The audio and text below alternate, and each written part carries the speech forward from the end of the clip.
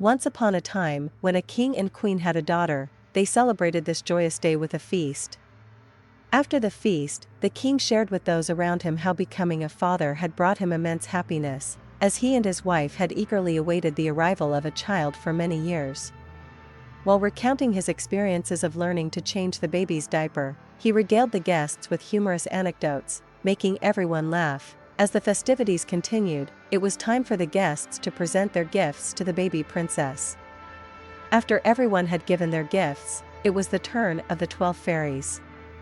"My gift to the princess is happiness," declared the first fairy. The guests applauded with joy. And the king's face beamed with delight. The second fairy said, "My gift is beauty." The third one declared, "My gift is intelligence." And so, one by one, the 11 fairies presented their gifts. As the 12th fairy was about to give her gift, the entire palace shook with a thunderous sound.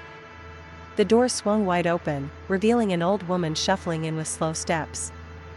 Upon seeing her, everyone closed their eyes in fear. The 13th fairy, they all exclaimed in unison, "Wasn't I invited, King?" The 13th fairy asked with a trembling voice from the doorway. "They must have forgotten to send you an invitation," the king mumbled nervously.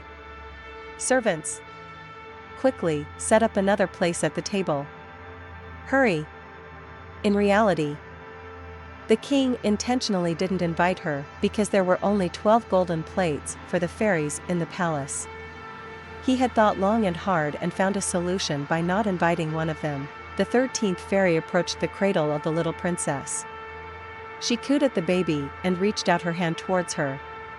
Suddenly, the fairy exclaimed, "My gift to the princess is that on her 15th birthday, she will prick her finger on a spindle and die instantly," she said with a wicked laugh. Once again, with a clap of thunder, the wicked fairy disappeared. The palace doors closed with a loud noise.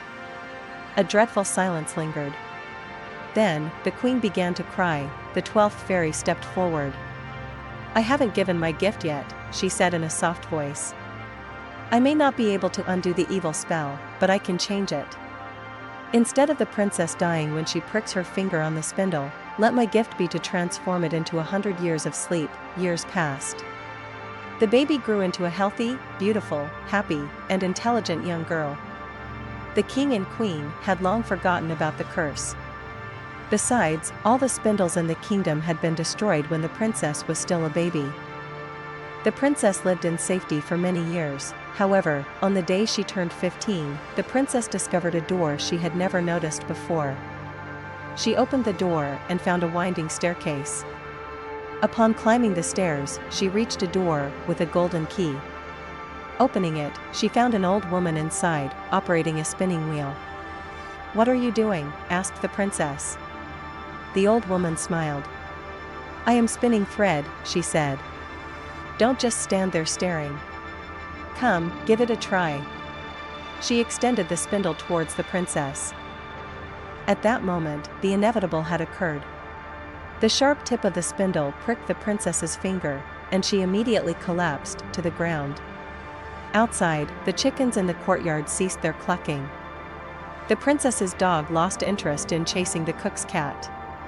In the study, where the king was writing his daughter's birthday invitation, the pen slipped from his hand. The kitchen stoves went cold.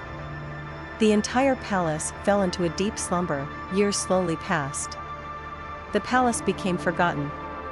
However, about 100 years after the incident, a handsome prince happened to pass by. In the distance, he noticed an area covered with thorny bushes. His men jokingly shared a story they had heard about the enchanted palace and the sleeping beauty within. "What if it's true?" thought the prince, and he urged his horse toward the path surrounded by thorns. At first, he couldn't find any way through the bushes. The thorns were both dense and too sharp to climb over. Determined, he drew his sword and began cutting through the bushes to clear a path. The prince, having cleared the thorny obstacles, couldn't believe his eyes. Everywhere was filled with animals and people frozen like statues. He explored the inside of the palace. Not a single fly buzzed in the windows illuminated by the sun. No one moved, and no one responded to his questions. Then he reached a tower with its door partially open. He entered and encountered a winding staircase spiraling upwards. The prince, upon reaching the end of the stairs, seemed to see something shining like gold at the top. He climbed the stairs and found himself in front of the princess. "Sleeping Beauty," he whispered. Unable to resist her beauty, he bent down and kissed her lips. As soon as the prince kissed her, the princess opened her eyes. With her awakening, the kitchen stoves in the palace started burning again. In the study, the king picked up the pen he had dropped and continued writing his daughter's birthday invitation. Chickens in the courtyard began pecking at the scattered grains on the ground. In the room at the top of the tower, the princess saw the prince in front of her. A smile appeared on her lips for the first time in 100 years. "Will you marry me?" whispered the prince. "Yes," replied the princess, and she kissed the prince. When the king heard this joyful news, he arranged a magnificent feast. The prince and the princess got married and lived happily ever after.